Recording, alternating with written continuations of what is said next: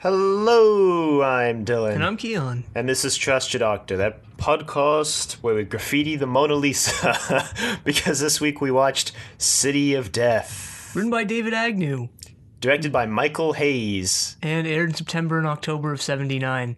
And by David Agnew, we mean Douglas Adams. Douglas Adams, Graham Williams, and whoever else decided to pitch in. I think it was David Fisher. Yeah, that David Fisher. I think he started the script and then he got busy and couldn't finish it, so Adams and Williams took over and finished it under a pseudonym. Maybe that's why it's so good and funny. Maybe they should just do this every week instead of getting other writers of questionable talent to write their show. Well, I think there's a rule in the BBC that you're not allowed, if you're a script editor, you're not allowed to... There is. That's why What's-His-Name took advantage of that once per season. Robert Holmes. I mean, Douglas Adams still writes one serial this season. It just didn't finish production and didn't get aired. Yeah, I guess there was some rumblings in the writing world of Britain at this time, because when this serial aired, the ITV staff was currently on strike, which is why this is the most viewed serial in all of Classic Who. Well, it was a good serial, so at least people who... At least who tuned in got a good show. Yeah. They didn't tune into, the massacre. Oh, God. Well, this actually is set in the same city as the massacre, just 400 years later, or however long it was. And actually on location. I feel like they blew their entire budget to fly to France and actually film in France. Well, see, in my notes, I have on my first note for episode 1 for the explosion scene and the alien and the ship. I was like, well, there goes the budget for the rest of the serial, and I was kind of right. And yeah, they did go to Paris. And I'll discuss my problem with that a little bit later. You had a problem with that? A problem with Paris? No, I don't know. Well, so it starts with an alien spaceship blowing up. On a planet that looks kind of like hell. Okay. Yeah, sure. So it blows up, and then we cut to the Doctor and Romana in the TARDIS, and they're like, Let's there's land. A creature on it. It looks kind of disgusting. It has a green head that looks kind of slimy in one eye. And it's kind of mad that it's about to die. I mean, who wouldn't be? So yeah, then we get the Doctor and Romana in Paris. Yeah, they step out of the TARDIS and they're like, nice, Paris, 1979. And now we get, They frolic through the streets a la Ian and Barbara for a little while. Like 5 minutes of establishing shots. Yeah, episode 1 was pretty bare bones. Mostly because of this scene where they kind of just run around the streets of Paris. But hey, they're in Paris, so gotta shove in your face that they're in Paris. Well, I mean, it's the first time they've ever had location filming outside of the UK, so I figure they want to make the most of their money. Yeah, I guess they didn't think, we have the Louvre and the Mona Lisa, as enough. Well, because, you can do those on... you can do that on a set. Yeah. But I guess they didn't think those plot elements were enough to convince viewers, hey, this is Paris. So they're like, look, we actually went to Paris. Look how much they're having fun running around Paris. Or look how much danger they're in running around Paris later. Well, so they go to the Louvre, obviously. Romana... well, actually, we've already gotten a lot of banter here, I guess, because of Douglas Adams. This was one of the... I wouldn't say funniest, because I wasn't actually laughing at this, but I guess most chuckle-worthy serial in a while. But yeah, Romana kind of bashes the Louvre, and she's like, we have something much better on Gallifrey. The Doctor's like, no. She says the Mona Lisa's just all right. The Doctor's like, all right, it's one of the best paintings in the galaxy. And she's like, Doctor, be quiet. We don't want people to know we're from outer space. Is like, doesn't matter. And she's like, well, it doesn't have any eyebrows. And he's like, what? No eyebrows? Yeah, I kind of agree with Romana. I don't see the value of the Mona Lisa. Its only value is in the fact that it was painted by Leonardo da Vinci. I mean, I'm not an art critic, so I don't know, but I agree, actually, as well, with the consensus. But hey, it's a fake, so... Spoilers. So... they kind of just leave... Well, they bump into someone who's trying to steal the Mona Lisa. Well, there's been these time slips, and there's... Oh yeah, the time slips that definitely weren't included just to save on budget and waste time.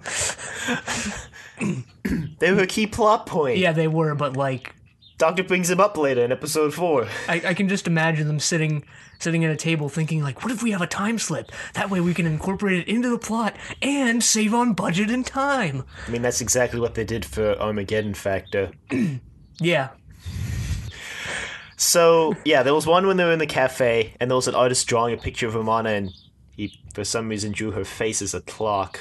She's like, for a time lady, it's pretty accurate. I get it. This is the first time the term time lady is also used, ever. So up until now Romana's been a time lord. But yeah, then there's another one in the Louvre, and the Doctor kind of collapses and swipes this bracelet off of this lady who's scoping out the Mona Lisa. And they run away back to the same cafe. Yeah. And they get followed by Duggan. There's some kind of cool, like, directorially, is that a word? Shots in this chase scene. There's like a shot through a postcard stand. And then there's they're like running on either sides of a column. I thought it was pretty cool. Yeah, kind of unique. One of the extras looked like Mary Tam. Should have just hired her to be Romana. I mean, obviously it wasn't her, but as far as we know. So yeah, they go back to the cafe, and Duggan busts in. He's like, "What are you two doing?"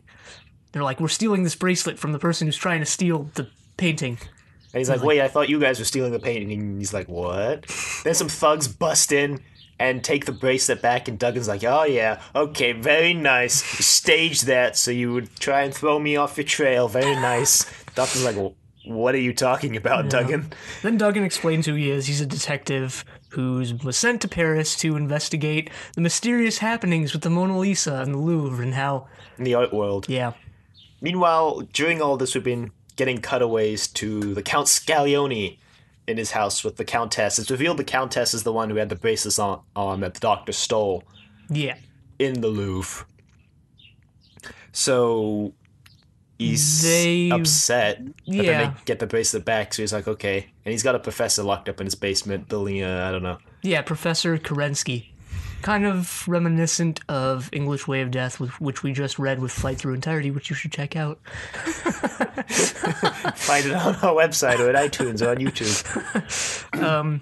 But yeah, kind of reminiscent of that, except Kerensky is a little more interesting than... What's his face? What's his face? Yeah, they're doing experiments Porteous. on time, and that's presumably what was causing the distortions. Yeah, I mean, you find out later it is what's causing the distortions. But you can guess now. You can guess right now, or you can guess wrong. Either one. Or you can just not guess.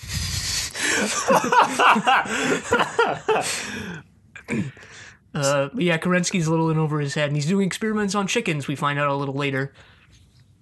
Yeah, and he's talking about Einstein's theories and relativity and time travel, and the Count is going to sell a Gutenberg Bible to fund the experiments, and he's like, here's $1 million francs. And 7 Mona Lisas. Yeah, he's like, here's $1 million francs, and I'm like, how much is that? $3? Okay, so I went and looked it up. It was 7 francs to the dollar in 1979. So $1 million is like what? I can't do that in my head. It was like roughly 120,000, maybe $115,000. Pretty good sum there. Although later on that they straight up just used a dollar figure. I actually made a note of that they seem to switch between francs and dollars interchangeably for some reason. Yeah, if you're selling to like the black market, you're gonna use dollars. I don't know. Don't they actually not say dollars? They just say that would cost 100 million or something like that. No, they say dollars in episode 3. Well, there's some point where they say they don't even give the the currency. They just say that would cost $3.75, but it's not $3.75. $3.75 for a Mona Lisa? Count me in. But it's a fake. No, the one actually hanging in the Louvre is real. Yeah, but it's one of the fakes. No. The one at the beginning of the serial is the real one. In the Mona Lisa, that's the real one that doesn't say this is a fake. And then it gets stolen. Then they put the fake one in the Louvre. Okay, whatever. So yeah, then the Count is pretty mad that the thugs just got the bracelet and not the people who stole it. So he's like, He has Butler, them killed. Go kill them. Get some other people and have them kidnap the doctor and Romana. Except he doesn't call him the doctor and Romana. But then that happens. Yeah. The doctor, Romana, and Duggan get captured. And they take him to the Count's home, I guess, and they kind of have some witty banter. The doctor has some witty banter. Yeah, that whole scene was just like, what's going on?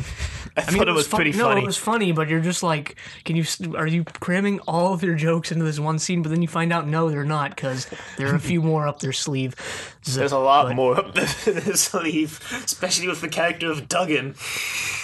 But then Romana's like, hey, this is a puzzle box, right? She's like, yeah, you'll never open it. And she just immediately opens it and pulls out the braces and just has this really big smile. And it's like, oh, look, what's this?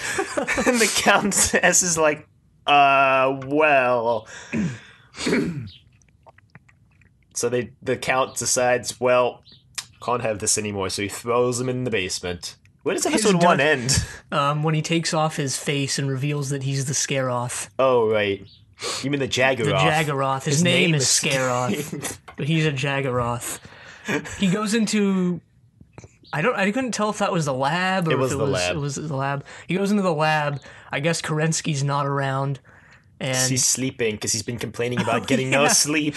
Oh, yeah. Well, I mean, I guess he can't really appreciate the fact that humans need sleep, so it's just working him to death. So yeah, he goes into the lab, takes off his mask, and he's revealed to be the green, one-eyed alien from the beginning of the serial. Yeah. So I was like, wow, I guess he didn't die in that huge explosion. Turns out that was completely wrong-ish, kind of. It killed all the other members of his race. Except him. Yeah, which sucks. Yeah, how was he planning on reviving his race? It was just him. Yeah, but on the ship it wasn't just him. So I guess he could went stop back to them. stop the Yeah. So, yeah, I episode mean, 1 they only ends. show him on the ship. Well, probably because they only had one costume. Yeah. Anyway, that's how one ends. They get thrown into the dungeon of a basement. Also kind of reminiscent of English Way of Death. Weird. I guess, I mean, Gareth Roberts apparently was writing to this era. Yeah, I So- guess he captured it pretty accurately now that we've seen 2 whole serials from this era rather than 1. Yeah, well, this one is the more obvious of the 2 from which he... Oh, I thought you were going to say the Borrowed. better of the 2. Well, that too, but... So they're in the dungeon, and Romana's like, hey, those stairs are like 6 meters wide, but this room is only 2.5 meters. I think there's something on the other side of this wall. So they're like, okay. Okay, we'll investigate that as soon as Duggan busts down this door, which he's pretty eager to do. Yeah, but the doctor uses the sonic screwdriver to just unlock it and open it. So they get out. And Yeah, and I put in my notes that he uses it to convince Duggan that they can escape. We should definitely include that. We'll just put it under It's a unlocking use. doors. It's a use. I mean, we have unknown purpose on the list, for God's sake. So yeah, the dungeon is directly adjacent to the lab, so they're like investigating the lab, and they're like, wow, this is weird. It's like some weird time travel equipment. And that's when the doctor says, I think it's when he says, this must have been what was causing those temporal distortions. Yeah, meanwhile, Romana's just walking in and out and getting equipment and walking back into the room. And then Duggan and the doctor are talking. I think the professor comes down Yeah, at this Kerensky point. comes down, he's like, who are you? And the In doctor's his like, terrible accent. the doctor's like, I'm just a doctor, just buzzing on through. And Duggan, Kerensky explains what the equipment is, and he demonstrates its effect on a chicken egg, which Yeah. grows within several seconds into a fully grown chicken, and The doctor's like, wow, that's impressive. Too bad you forgot to turn it off. And it cuts back to the machine, and it's a chicken skeleton. Yeah, but then the doctor just reverses it and it goes back to egg form, which brought up the question, could you, like, make someone immortal using this machine? Like, if they died, could you just put them in the machine, reverse the time flow a bit, bring him back to life? And you can reverse the polarity, which the doctor says. Yeah, later on. No, it was here. Was it here? I know, it was when it was in the lab. I'm not sure if it was here or not. It was in episode 2, because I have in my notes for episode 2.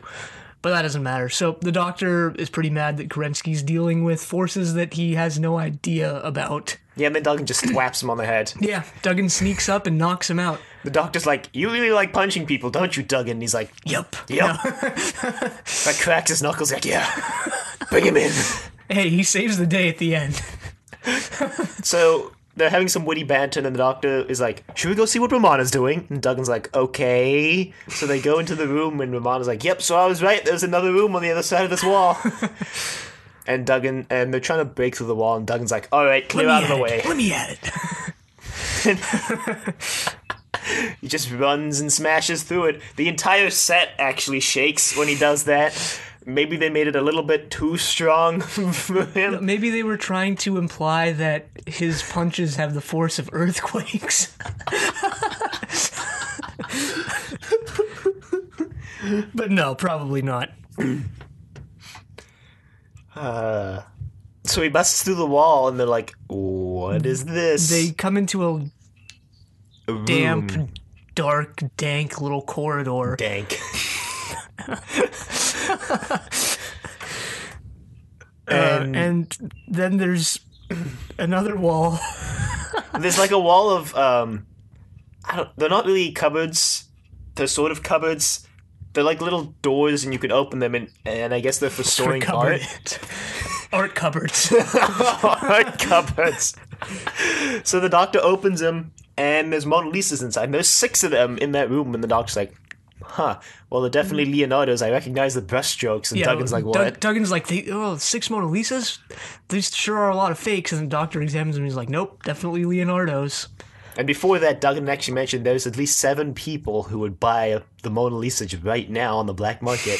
So that's suspicious. Wonder how many people he punched to find that out. Duggan should have been a companion. He really should have. That's something I'm going to discuss after we finish explaining. So Scalioni shows up with a gun. He's like, yeah. Wow, you guys found all my Mona Lisas. I don't know how I didn't see this coming, considering I hid them on the other side of that dungeon wall. No, he doesn't say that at all, but he should have said that. It would have been pretty funny. This banter was just stupid. The doctor's giving one-word responses, and... No, Scalioni's giving one-word responses. Yeah, and the doctor's like, you really like one-word responses, don't you? And he's like, yes. But then it's okay, because Duggan just thwaps him on the head, and he gets knocked out. No, the Count gets distracted somehow, and Duggan throws the lamp he's holding at him and knocks him out. And then Kerensky shows up, and he's like, what have you done? So then they go upstairs to leave, and Duggan smashes a vase on the Countess. Yeah. The Countess has a gun. I guess she's gonna sneak up on them and shoot them, but they notice, and then Duggan takes a vase, he takes a Ming Dynasty vase. The doctor's like, "Oh, that's a shame. That was priceless. They should just put it in the time machine thing they're working on." That's a good point. But yeah, that's when they decide to split up. What could possibly go wrong? Nothing, as it turns out, actually, because they all just end up at the same location for the same reason again later. The doctor goes back to the TARDIS to investigate 1505. Yeah. And Duggan and Romana go back to the Louvre to find out what's going on. Yeah, we should mention K9 hasn't been in the suit at all. And he's only mentioned once, right here, when the doctor walks into the TARDIS. He's like, oh, hello, K9. How are you doing? Just gonna go check on Leonardo. And he goes back in time to Florence, Italy. 1505, 2 years after the Mona Lisa was painted. And, well, Leonardo's nowhere to be found. Yeah, he materializes in Leonardo's room, which they really put a lot of effort into. to making it look like some mad artist's room. It looks pretty good. Well, I mean, they put the Mona Lisa front and center, so you really knew as soon as he stepped out that it was Leonardo's room. Yeah, but it had all the clutter and all the blueprints and stuff, so you're like, okay, cool. But then the Doctor is immediately held at sword point, which they make a joke out of, by some guard. Yeah, and he's like, you're going to be talking with, I forgot what he says his name is, but probably some variation that includes the first syllable, Scar. Yeah, it was. And then Scarleone shows up, but it's not him. It's someone else. He's like, I should be asking you that question, Doctor, because the Doctor asks him what he's doing here. That's when episode 2 ends. Episode 3 begins. They do the War Games thing where they go back like 2 minutes. So they talk for a bit, and he's like, well, I'm going to find out what you're doing here. I want to find out how you got here, because I need a time machine, and that would solve all of my problems. And the Doctor's like, yeah, right, like I give you my time machine. So he goes to go get the thumb screws. Yeah, I don't actually know what those do. I didn't bother to look it up. Crush your thumbs, I guess. Yeah. Break your thumbs. So. Probably something bad to your thumbs. just based on the name and based on what they look like. Meanwhile, Romana and Duggan are hanging out in the Louvre, and they After realize hours. they realize the Mona Lisa's already been taken. So like, oh shoot! Guess I should just touch these visible infrared beams. And that predictably sets off the alarm. So they have to jump out an conveniently off-screen window. Romana's like, how do we escape? And Duggan's like, through that window. And he just runs and jumps through the window. And you hear the window break off screen. You're like, whoa, okay. Romana just like, shrug, and just runs after him.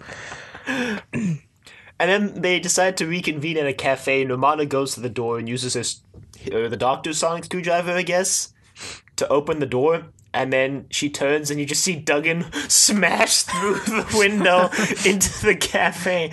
And she's like, wow, you really like breaking glass. And then he picks up the glass, the bottle of wine, and just smashes it on the table to open it. And I'm like, okay, Duggan. Yeah, there were a lot of beverages in this cereal. I mean, there was the wine here, the Doctor orders some waters, and then they were drinking coffee later. You think that's a running theme of this serial? Beverages? Yeah, it's the only cohesive tie-in to all of these. Should have been called the City of Beverages. Anyway, the Doctor is about to be killed, or at least his thumbs are. Well, while they're out, he distracts the guard and quickly pulls out a felt tip and writes, "This is a fake" on all of the extra canvases that Leonardo has. It's a felt tip, so you know that's never going away. No, he says you can view it under X-ray. But we all know that the real draw of felt tips is that you can never erase them. It was pretty funny. You just see him turning over each and every Mona Lisa. This is a fake. This is a fake. Except for one of them. And then he does the Leonardo da Vinci backwards writing in the mirror thing. He writes a letter to Leonardo, which he signs "Love the Doctor." It's also super casual, because, like, sorry about the canvases, just paint over them. There's a good chap. See you yesterday, or something. Yes. See you earlier. Love the Doctor. He gets back in the TARDIS and heads back to 1979. No, then he gets put under the thumb screws, and then Scalione's like, hey, I'm gonna kill you now. And then the Scalione of the future is having some sort of weird interface with the Scalione of the past, and the Doctor's like, huh. He's and in like a he dream leaves. state. He escapes when they're distracted. Oh yeah. Kerensky's like, what's going on? And there's like an Egyptian Scalione too. Yeah, you see all these different Scaliones from different time periods, presumably. The only one that really stood out as being from an obvious time period was the Egyptian one. There was one who looked kind of, I don't know, Puritan or something. Maybe that's just me. But yeah, then when the present day, 1979, Scalione wakes up, he's sort of dazed. But he's conscious of his role in the larger scheme of things now, I guess. Well, he knew all along. I guess they've always been having these little powwows. Yeah, powwow. I think now he's just aware that the Doctor has traveled back in time, Does he know that? and because the Doctor and the Post revealed that he's a Time Lord, Ramon is also a Time Lord. So when he wakes up, now he knows that Ramon is a Time Lord. So he decides that Kerensky's basically useless, and he'll try capture Ramona because she can finish the machine for him, so he can go back in time. I feel like he wasn't 100%. I feel like he didn't 100% know what was going on, but he knew what he had to do. And then, sort of after this little. No, I'm pretty sure he knew all along what was supposed to happen. Because he said that all 12 of his other selves have been working for all 11 other of his selves have been working all throughout history for him to be able to build this machine and go back. But does he say that before he has that little episode? Well, he says it after, but he's clearly funding this machine before, so he has to... I just feel like he doesn't fully know what's going on, but he just knows what he has to do, and maybe he's kind of conscious that I feel like he knew everything. I guess it's just up to interpretation. Anyway, Kerensky heard everything, and he's like, well... What do you make? We forgot to mention the fact that Kerensky thinks he's making a machine that's going to feed the human race and then famine by... super aging cows. Yeah. And then he's like, wait, what are you going to use my research for? And then Scarleone makes this comment like, for a genius, you're pretty dumb, Kerensky. And I was like, yeah, you probably should have figured out you weren't making some... Hey, that's being hard on the man. No, How is he supposed to know? It's pretty obvious. It's pretty obvious. Well, Romana and Duggan, clearly probably inebriated a bit by that wine they've just been drinking, decide to go back to the chateau, because that's a good idea. And the Doctor, as soon as he gets back to 1979, he's like, he goes to the cafe, he's like... Well, he goes to the Louvre, finds out the Mona Lisa's been stolen, then he goes to the cafe. Okay. And he asks the bartender... Patron. Where they've gone. He's like, they couldn't have been stupid enough to go back to the chateau. Yeah, but he gets handed a note. He starts reading the note. It's like, dear Doctor, we've gone back to the chateau. He's like, ah! So yeah, and then it immediately cuts to them captured in the chateau. And Scarleone's like, you didn't have to sneak in here. You could have just walked through the front door. You could have just just knocked. And then he's like, yeah, that could barely be considered stealth at all anyway. So he basically blackmails Romana into helping him finish the machine. Yeah, now that he's killed Kerensky by putting him in the machine. Yeah, that's how episode 3 ends, is Kerensky dying in the machine. Then episode 4, he's like... Kerensky, Romana's like, Machina. What would make you think I care about all these people? I'm not human. And he's like, all right, I'll just kill Paris. Duggan. And she's like, no! And he's like, well, you just proved my point. And she's like, oh, fine. And then he convinces Romana to help him with his madcap scheme. And she's like, okay. And you're like, she has a plan, doesn't she?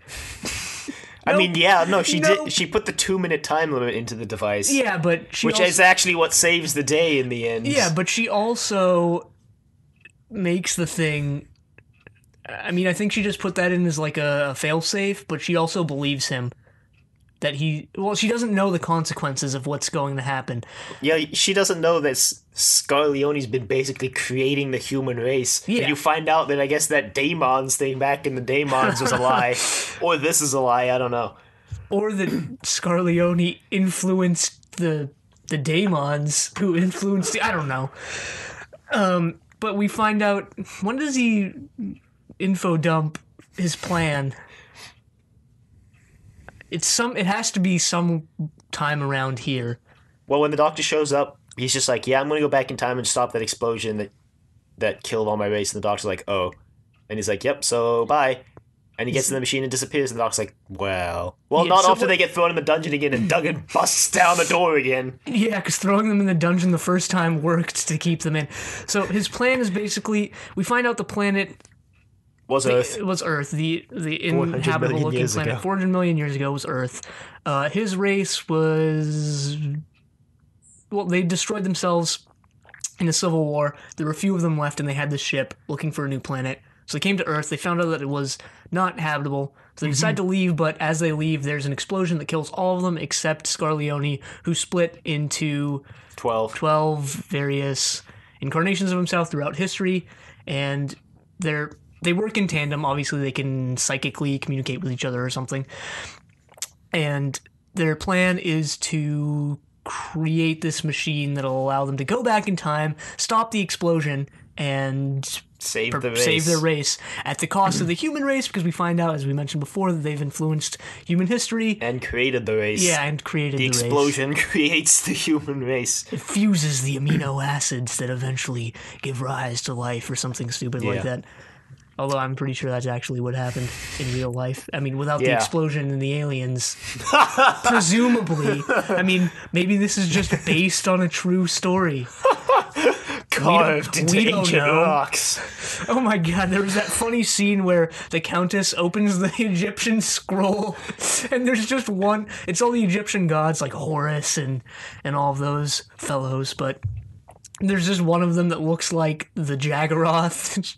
Just like, oh, okay. Well, because the Countess actually dies. Well, the doctor tries and successfully does convince the Countess to question the Count about who he is, because he's not human. Yeah. And she's like, who are you? And she has a gun to him.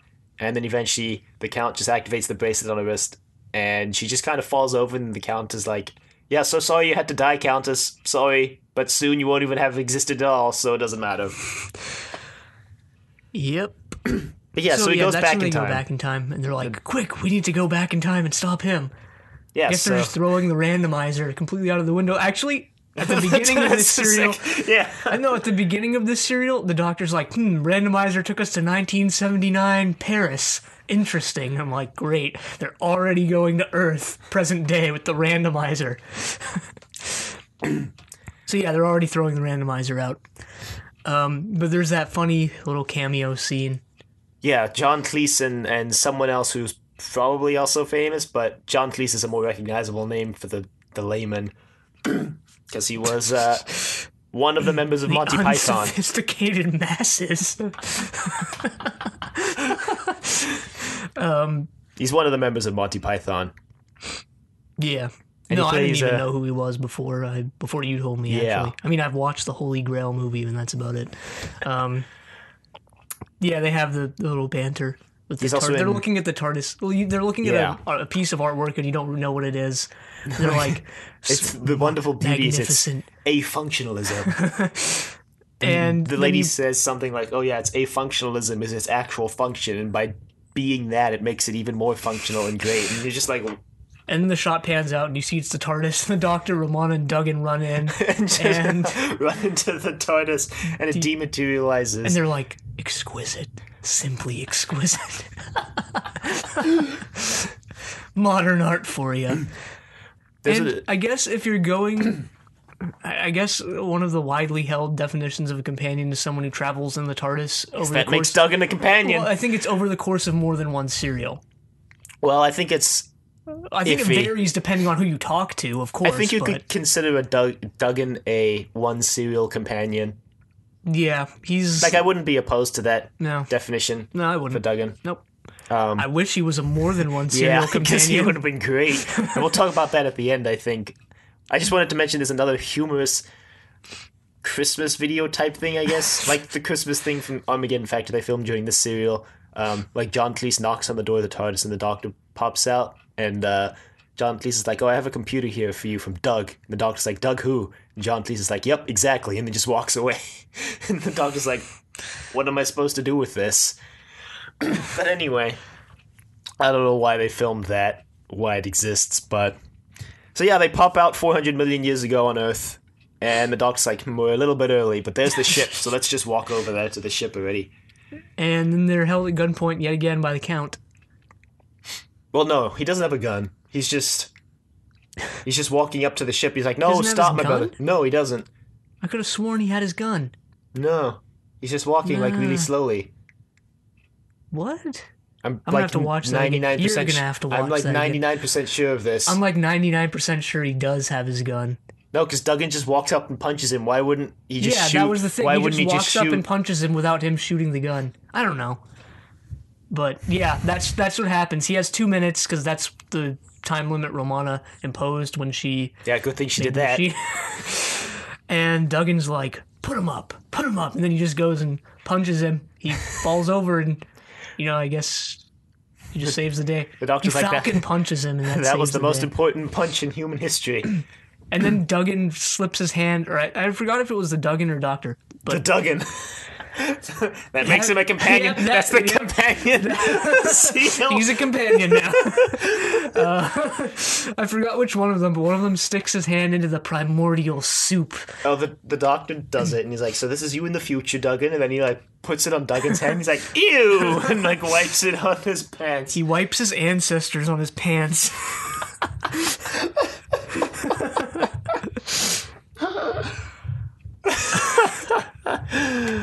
So they get back in the TARDIS, head back to London, and then for some inexplicable reason, the Count's house burns down, and only one Mona Lisa survives, and it happens to be one of the ones with "This is a fake" written underneath. I'm not sure how the Doctor knows that. Hey, maybe they changed history somehow. Well, of course they did, but they saved history and also changed some things because the Count is now Dead, I guess. Well, I mean, I don't know. It gets kind of confusing. I'm not gonna. Well, think about they it too have much. this little discussion, and the Doctor's like, well, just put it in the Louvre. No one will know. It was still painted by Leonardo. It's still technically an original. As long as no one x-rays it, we'll be fine. And Duggan's like, but someone's going to x-ray it. The Doctor's like, well, if you have to x-ray it to see if it's good art, then we may as well just have computers paint it. Yeah, because that's what he was arguing with Romana about at the beginning. Yeah, because Romana's like, we have computers that can paint for us on Gallifrey. The Doctor's like, Yeah. that's no good. Okay. So then they head off. They have go some down. dialogue with Duggan. And they run away. Yeah, They met across the the Doctor. real long grassy field in front of the Eiffel Tower. Have you ever seen pictures? Is it really big? Yeah, they run across that and turn and wave to Duggan and surprisingly loudly shout, "Goodbye, Duggan!" And then that's how it the end ends. of They don't that. even make it back to the TARDIS. Maybe they have like an entire another adventure in Paris. Probably. I think a later audio also reveals that the Doctor saves one of the Mona Lisas from the fire for his own personal collection. Yeah. So. Yeah. And then there's a short story where the Seventh Doctor retrieves the drawing of Romana that they threw on the ground. Because Romana got the drawing from the artist from the cafe from the time slip scene earlier, and she throws it on the ground when they run out, when they get captured by the thugs, I think. But the Seventh Doctor goes back and retrieves the drawing, so... Okay. So, yeah, Duggan. Should have been a companion. Could have been a companion. But one of the things I really liked about this serial was the Doctor and Romana have an ally. We mentioned this way back in... God, what was it? It was a second Doctor serial. Okay, It was what- when they reconvened with... what's his name? Who always goes up against the Yeti. Travers. Travers. And which... It was It was a in the Cyberman the serial. Web of Fear. What? No, it was No. that. It was... Well, okay, so they the- reconvene with him in the Web of Fear, and then they come back to London in the invasion. And like, hey, where's Yeah, Travers? it's And Travers is the out invasion. on holiday. So they yeah. team up with someone else. They team back up with Unit at that. Well, that's the Yeah. creation of Unit. But Yeah. they team back up with them. And we were like, it's really nice when they have an ally, in the time period. Yeah, it wasn't just the Doctor and Romana get plonked down at the wrong place at exactly the wrong time, and they get blamed for everything. Yeah, no, it's so that's why Duggan was kind of a great character. He doesn't betray them or anything. He's just He's just trying to do his ally, job, right? ally of the week, I guess you could say, although it's not a weekly thing. But he's an interesting character. He has enough personality to be a companion. He has more personality than some companions we've had. Well, like Liz Shaw. Dodo. Well, I mean, it's interesting because his character was kind of just, I'm going to punch everybody, but it But wasn't that's like... part of what but, made like, you like him. Well, because what I was going to say is because he also had a motive, right? Because he was like he had like a backstory. He was an investigator from London, and he was there because there were shady dealings in the art world. So it's like, yeah, he may have wanted to punch everybody, but he had a whole history around him, so he was actually an interesting character. But no, it was funny because he's a detective and he's supposed to be undercover, sneaking around, but his first instinct is to just punch everything he sees. And he saves the entire human race at the end with one of his punches, so... The most important punch of human history. No, well, I mean, I'm just thinking of, like, what's his name in Armageddon Factor, whose entire character was like Astra, right? Astra. Which is like kind of what Duggan was, but Duggan had a whole history behind it. Like he's a detective from London, like I said. So And it was also actually interesting. But also he was funny. That's true. Unlike what's his name, who was just Astra. Where's Astra? Yeah. That other guy also betrayed Romana and the Doctor, which also just made you dislike him a lot. Who? When he stole the scanner, knocked out Romana. For a minute, and then you kind of get on board with him later when he teams up with Shap. Cyril Shaps. No. Made that joke 2 weeks ago. Yeah, you did. Yeah, but that's what we do on this show. We just reuse jokes. Like the show reuses sets and actors. We reuse jokes. Is that what we do? We have to reuse the Cyril Shaps joke as many times as Cyril Shaps has appeared. Which is like 4 or 5? 4, I think. We dropped the Tagana thing after a while. Oh God! Guess he's back. Tagana's back, everyone. No, but I kind of wish we would have gotten Duggan in the TARDIS. I think there could have been an interesting character arc, and him and Romana had a lot of cool, witty banter. I mean, it was him and Romana teamed up for most of this serial. Yeah, and those are some of the best scenes in this serial. I mean, nothing against Tom Baker, just he's starting to not care anymore, it seems like, but he's funny. So, unlike Mary Tam, unlike when Mary Tam stopped caring and just got worse. It's like Tom Baker stops caring, but he just stays the same. Because it was just Tom Baker. It was just the Tom Baker show to begin with Liz Sladen. No, but yeah, it would have. I mean, it would have been interesting. Also, I guess to once again have someone from contemporary times to be a companion. The last contemporary companion was Sarah Jane Smith, way back in season 13, I think. And 14 maybe. I don't remember. 14, I think. But we're on season 17, right? Yeah, so it was 14. It was 14, yeah. Yeah, and I would have wanted to see Duggan with K9. Yeah. I mean, maybe the TARDIS would have been overcrowded. I mean, we've said that the 3-companion TARDIS is crowded, but that really comes down to whether or not you consider K9 a full companion or not. Yeah, but they write K9 out so much that, He hasn't shown up this whole season. I really hope next week he actually has some lines of dialogue. No, next week is when he comes back, right? I mean, I don't know. I'm pretty sure that... Like, the only thing I know about K9 in this season is that he's not John Leeson. Yeah, I'm pretty sure, not to spoil it or anything, but I guess it's not a spoiler since I don't even know 100%, but I'm pretty sure we're going to see at least some of K9 next week. I don't know to what extent. But I think we can safely say we'll definitely see him at some point this season, right? Yeah. I mean, of course. Unless his only lines this season are...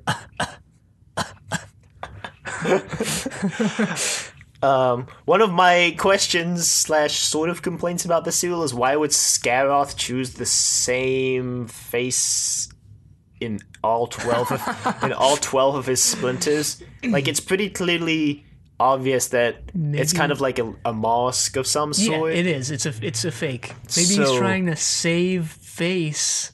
That was pretty good, though. I'll give you that. That was actually pretty good. Maybe he just creates it in like ancient Egypt or whatever. And just reuses it. Just passes it down through the generations. I mean, that was the only real gripe I had with this serial. I really enjoyed this serial. This season, I think, is shaping up to be pretty funny. Well, kind of a change of pace from previous Tom Baker seasons, which is nice, I think. Well, because we have Douglas Adams on now. But see, what we said last season, we watched the first 2. We watched Reboss and Pirate Planet, and we're like, I know. This is great. This whole season's going to be great. And then look what happened. Yeah, it's funny because Pirate Planet was also a Douglas Adams serial and went all downhill after that. No, but I have high hopes for this season. I've enjoyed both serials so far. Probably more than the first 2 serials of the Key to Time arc. Yeah, probably. Same here. But see, one of the reasons we're going on and on here. Well, we should be tentatively optimistic. Tentatively excited. But one of the reasons I really liked, one of the other reasons I really liked this is it was kind of like Armageddon Factor to me. Because it just had so much it had a lot going on. A more contained version, obviously. But it had that... there's a lot going on feel, which I like, obviously. Well, yeah, it just but, comes down to whether way they more get executed. toned down, of course, but Yeah. Well, there you go. yeah, so I guess that's that. I think City of Death was just recently novelized because Douglas Adams didn't novelize his own serials, and City of Death, yeah, one just got published recently. So beyond that, email us at thedoctordecorativvegetable.com. Questions, comments, concerns, angry rants, love letters, thoughts about Duggan.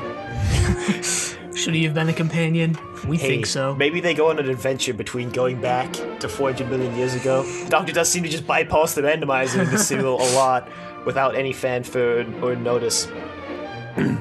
Oh man, Duggan should have showed up in English Way of Death. Oh well.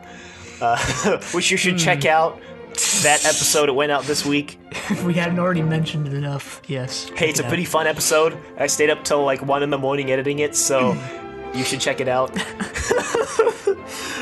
And yeah, you can find that at the same place. You can find all other episodes on iTunes and on YouTube. Be sure to leave a rating if you like the show. Also check us out on Facebook. Follow us on Facebook. Like us on Facebook. Oh, yeah. Check us on Facebook. Like us on Facebook. Also check us out on Twitter, T1D Podcast, and follow us on Twitter. And next week we watch Creature from the Pit. But until then, the end.